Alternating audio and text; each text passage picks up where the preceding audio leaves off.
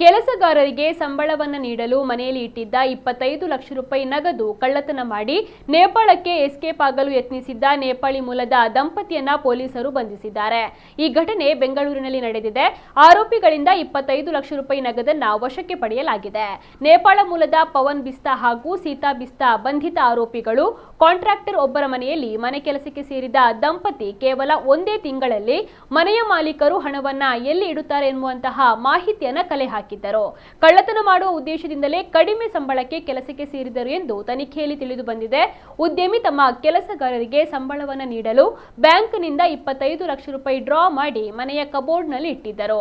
ಕಬೋರ್ಡ್ನ ಕೀಲಿಯನ್ನ ಮತ್ತೊಂದು ಕಬೋರ್ಡ್ನಲ್ಲಿ ಇಟ್ಟಿರುವ ವಿಚಾರವೂ ಕೂಡ ಆರೋಪಿಗಳಿಗೆ ಗೊತ್ತಾಗಿತ್ತು. ಮನೆಯ ಮಾಲೀಕರು ಇಲ್ಲದ ಸಮಯದಲ್ಲಿ ಕಬೋರ್ಡ್ ತೆರೆದು 25 ಲಕ್ಷ ರೂಪಾಯಿ ನಗದು ಇದ್ದ ಬ್ಯಾಗ್ ಸಮೇತ ದಂಪತಿ ಪರಾರಿಯಾಗಿದ್ದರು. ಪ್ರಕರಣ ಬೆಳಕಿಗೆ ಬರ್ತಾ ಇದ್ದಂತೆ ಪೊಲೀಸರು ತನಿಖೆಯನ್ನು ಆರಂಭಿಸಿದ್ದರು. ಆರೋಪಿಗಳು ಬೆಂಗಳೂರು ತೊರೆಯುವ ಮುನ್ನವೇ ಕಾರ್ಯಾಚರಣೆಯನ್ನು ನಡೆಸಿದ ಪೊಲೀಸರು ದಂಪತಿಯನ್ನು ಬಂಧಿಸುವಲ್ಲಿ ಯಶಸ್ವಿಯಾಗಿದ್ದಾರೆ. ಬಂಧಿತರಿಂದ ಕಳ್ಳತನ ಮಾಡಿದ್ದ 25 ಲಕ್ಷ ರೂಪಾಯಿ ನಗದನ್ನು ವಶಪಡಿಸಿಕೊಳ್ಳಲಾಗಿದೆ.